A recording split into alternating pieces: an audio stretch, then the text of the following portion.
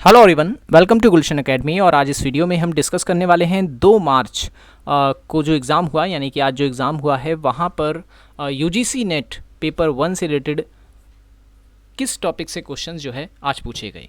ठीक है, क्वेश्चन तो मुझे नहीं याद है, लेकिन क्वेश्चंस किस टॉपिक से पूछे गए वो सारी टॉपिक की लिस्ट मेरे पास आ चुकी है।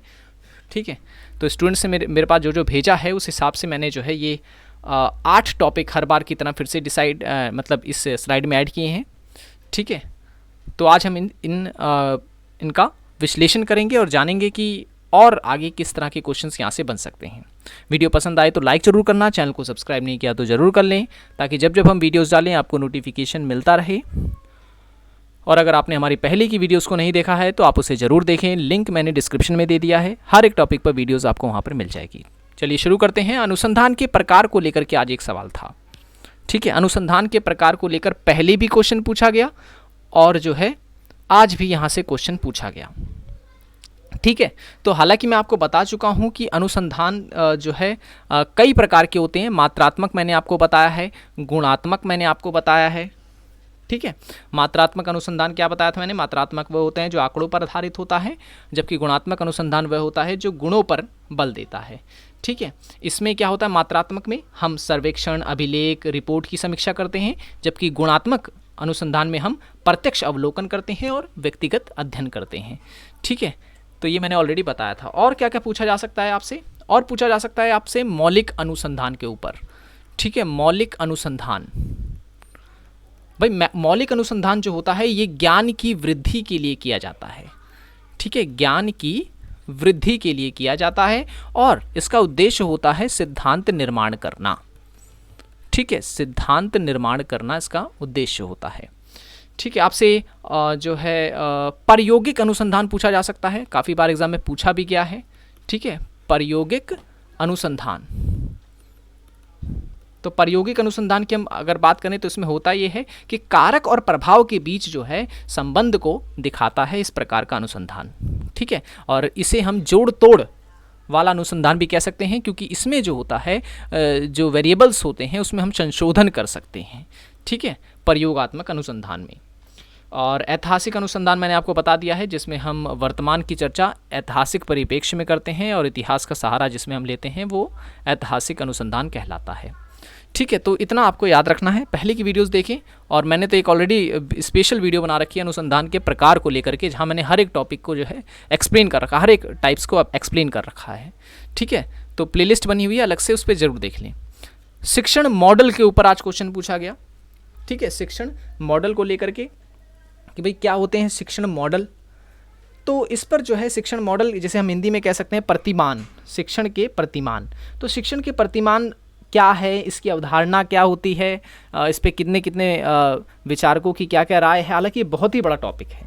ठीक है, अब इस पर क्या पूछा गया ये एकदम कंफर्म नहीं है कि इससे किस टाइप का क्वेश्चन जो है पूछा गया। ठीक है, लेकिन क्योंकि हम प्रतिमान की बात कर रहे हैं तो हम प्रतिमान के प्रकार मैं आपको बता देता हूँ। ठीक है, शिक्षण के प्रतिमान जो होते हैं, एक होता है ऐतिहासिक शिक्षण प्रतिमान। ठीक है, ऐतिहासिक शिक्षण प्रतिमान। एक होता है दार्शनिक शिक्षण प्रतिमान।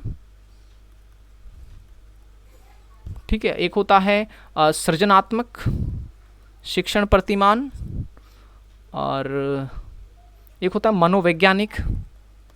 तो इस टाइप से काफ़ी सारे हो जाते हैं, और ये हर एक टॉपिक को जो मैं लिखवा रहा हूँ ये देखने में आपको बहुत छोटा लग रहा है, लेकिन इसे अगर मैं एक्सप्लेन करने लगूँगा तो इस पर एक से दो घंटे की वीडियो बन सकती है। ठीक है, तो मॉडल पे इसी टाइप का कोई क्वेश्चन पूछा गया है, तो आप जो है इनको जो है अगर आप पढ़ लें तो काफ़ी अच्छा रहेगा। CDRW से क्वेश्चन उठा। क्या है CDRW? यहाँ पर CD का मतलब हो गया कॉम्पैक्ट डिस्क। ठीक है, ये ICT का क्वेश्चन है, पहली बात तो मैं आपको बता दूँ। ठीक है, ICT का ये क्वेश्चन है और इस पर पूछा गया, इसका क्या पूछा गया नहीं पता, लेकिन CDRW करके पूछा गया था। तो CD का यहाँ मतलब है कॉम्पैक्ट डिस्क। ठीक है, कॉम्पैक्ट डिस्क, और RW का मतलब है री राइटेबल। ठीक है, री राइटेबल। और वेब ब्राउजर पे भी क्वेश्चन पूछा गया। क्या? अच्छा, CD के कॉम्पैक्ट डिस्क के बारे में एक तो होता है CD, एक होता है DVD राइडर। ठीक है, DVD होता है और एक CD होता है। तो CD का तो मैंने बता दिया कॉम्पैक्ट डिस्क। DVD का आप मुझे कमेंट में बताएंगे, ठीक है। DVD का फुल फॉर्म क्या होता है, ये आपके लिए कमेंट में क्वेश्चन है, इसका आंसर आपको कमेंट बॉक्स में देना है, ठीक है। वेब ब्राउजर पे क्वेश्चन पूछा गया, क्या है भाई वेब ब्राउजर, ठीक है। वेब ब्राउजर क्या है, तो वेब ब्राउजर मैंने आपको एक्सप्लेन किया था ICT वाली क्लास में कि वेब ब्राउजर की अगर हम बात करते हैं, ठीक है, तो इसमें क्या क्या आ जाता है, जैसे कि इंटरनेट एक्सप्लोरर, ठीक है, मैं यहाँ पे लिख दे रहा हूँ इंटरनेट एक्सप्लोरर, और उसके बाद इसमें आ जाता है आपका गूगल क्रोम आ जाएगा इसमें आपका,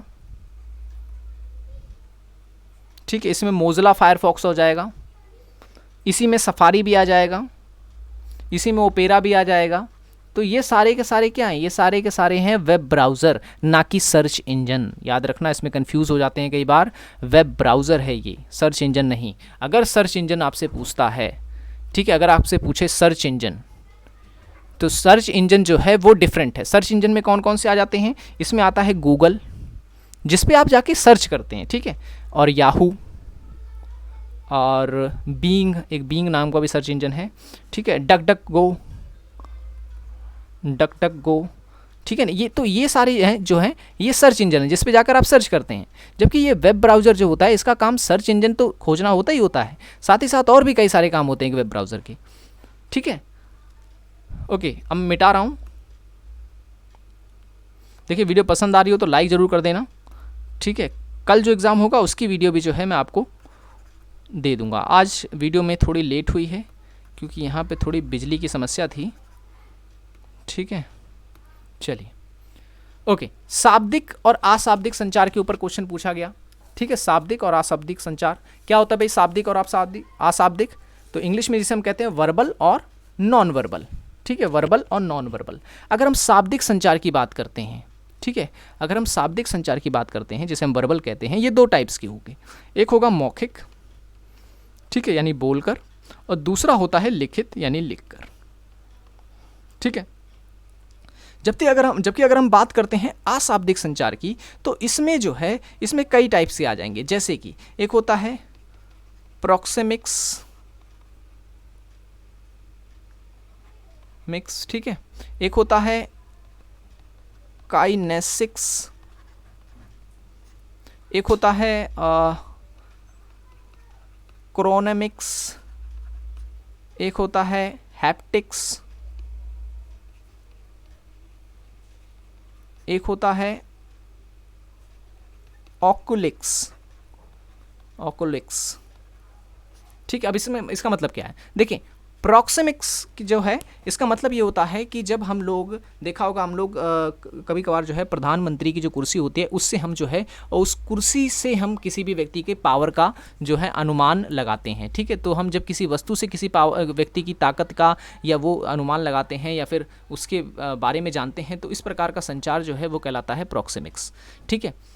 दूसरा होता है काइनेसिक्स में ये होता है कि हम बॉडी लैंग्वेज के थ्रू किसी को कोई चीज़ बताते हैं, ठीक है, इशारे में हो सकता है ये, या हाथ पांव हिलाकर किसी भी टाइप से, तो उसे काइनेसिक्स कहते हैं। एक होता है क्रोनेमिक्स का मतलब ये होता है कि हम जब किसी भी व्यक्ति या समुदाय का एग्जाम्पल लेकर के किसी चीज़ को हम बताते हैं, संचार करते हैं, तो वो कहलाते हैं क्रोनेमिक्स। एग्जाम्पल के तौर पर हम बोलते हैं कि जापान के लोग जो होते हैं वो समयबद्ध होते हैं, ठीक है। तो अब ये जो जानकारी है, ठीक है, ये भी एक संचार है, ठीक है।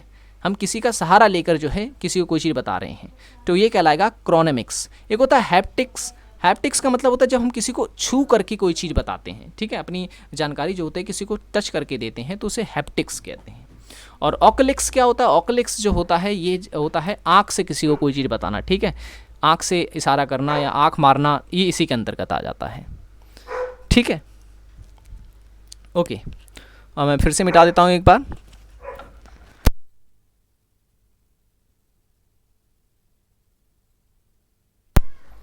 चलिए, ओके, नई शिक्षा नीति की अगर हम बात करें, नई शिक्षा नीति की, तो यहाँ से क्वेश्चन जो है हर एक शिफ्ट में पूछा जा रहा है। तो नई शिक्षा नीति को जो है आपको बिल्कुल भी स्किप नहीं करना है, इसको तो आप पढ़ के ही जाएं। हालांकि मैंने अलग से इस पर वीडियोज़ बना रखी हैं, लेकिन फिर भी एक दो पॉइंट बता देता हूँ मैं इस पर। नई शिक्षा नीति की अगर हम बात करते हैं तो स्कूली शिक्षा में बता चुका हूँ, स्नातक शिक्षा की बात करते हैं, ठीक है, स्नातक शिक्षा यानी ग्रेजुएशन। हम सबको पता है नई शिक्षा नीति के तहत 4 साल की ग्रेजुएशन की बात की जा रही है, ठीक है, जिसमें पहले साल, दूसरे साल और तीसरे साल और चौथे साल, यानी कि इसमें मल्टीपल एंट्री और मल्टीपल एग्जिट का पैटर्न लाया जाएगा। इसमें होगा ये कि अगर बच्चा ग्रेजुएशन में एडमिशन लेता है, 1 साल पढ़ता है और 1 साल के बाद छोड़ देता है तो उसे सर्टिफिकेट दे दिया जाएगा। 2 साल पढ़ता है और 2 साल के बाद जो है पढ़ाई छोड़ देता है तो उसे डिप्लोमा दिया जाएगा। 3 साल पढ़ता है, ठीक है, 3 साल पढ़ता है और 3 साल के बाद पढ़ाई छोड़ता है तो उसे डिग्री दी जाएगी। और अगर 4 साल के बाद वो पढ़ाई छोड़ता है तो उसे मास्टर की डिग्री रिसर्च की डिग्री भी दी जाएगी, ठीक है ना, रिसर्च की डिग्री दी जाएगी और ये मास्टर की इक्विवेलेंट होगी, ठीक है। तो 4 साल के स्नातक की बात की गई। एमफिल जो है, एमफिल नाम की जो डिग्री है इसको जो है ख़त्म कर दिया गया है, ठीक है, एमफिल नाम की जो डिग्री है इसको ख़त्म कर दिया गया है। और हाँ, एक और क्वेश्चन आपसे पूछ सकता है कि स्तंभ क्या है इसकी, ठीक है, हमारी जो नई शिक्षा नीति आई है इसके स्तंभ बताइए। तो स्तंभ में आप जो है लिख सकते हैं, जैसे कि स्तंभ में इसमें बात की गई है एक्सेस की, ठीक है, एक्सेस की बात की गई है इसमें, इक्विटी की बात की गई है इसमें, क्वालिटी की बात की गई है इसमें, अकाउंटेबिलिटी की बात की गई है इसमें और अफोर्डेबिलिटी की बात की गई है इसमें, ठीक है। तो ये 5 जो हैं, ये 5 स्तंभ माने जा रहे हैं नई शिक्षा नीति के। एक बार फिर से बता देता हूँ, एक्सेस, इक्विटी, क्वालिटी, अकाउंटेबिलिटी और अफोर्डेबिलिटी, ठीक है, ये हमारी शिक्षा नीति के 5 स्तंभ है। इसे रट लें, यहाँ से क्वेश्चंस नहीं पूछा गया है, जरूर बन सकता है यहाँ से क्वेश्चन, ठीक है।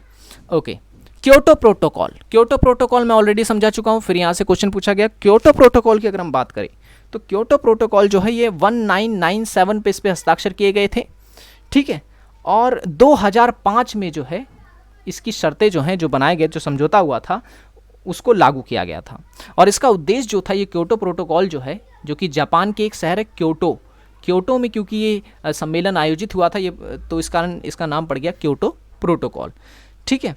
और उसके बाद इसमें बल दिया गया था ग्रीन हाउस की गैसों को कम करने के लिए, ठीक है, ग्रीन हाउस गैसेस जो होती हैं उनको कम करने पर बल दिया गया था। कौन कौन सी गैसें होती हैं, जैसे कि मीथेन हो गया, ठीक है, कार्बन डाइऑक्साइड हो गया, कार्बन डाइऑक्साइड हो गया, नाइट्रस ऑक्साइड हो गया, ठीक है, क्लोरोफ्लोरोकार्बन हो गया, क्लोरोफ्लोरोकार्बन हो गया। तो ये सारे जो हैं ये कहलाते हैं क्या, ग्रीन हाउस इफेक्ट वाली गैसें, ठीक है ना।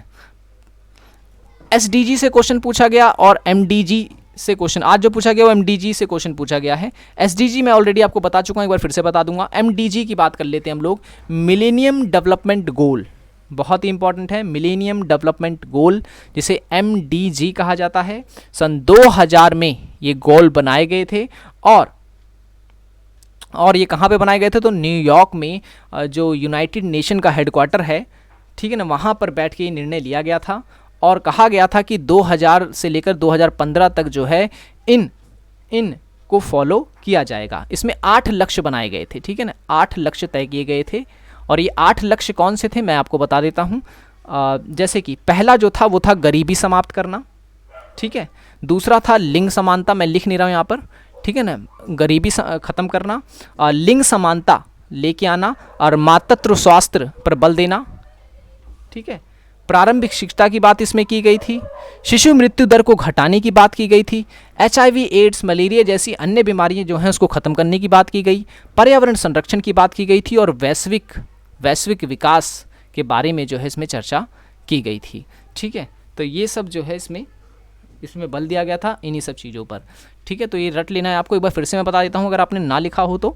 जैसे कि गरीबी को ख़त्म करेंगे, लिंग समानता लाएंगे, मातृत्व स्वास्थ्य को बढ़ावा दिया जाएगा, प्राथमिक शिक्षा और शिशु जो मृत्यु दर है उसको घटाया जाएगा, HIV, एड्स और मलेरिया जैसी बीमारियों को ख़त्म किया जाएगा, पर्यावरण का संरक्षण किया जाएगा और वैश्विक विकास किया जाएगा, ठीक है। ओके, मैं मिटा देता हूँ फिर से एक बार।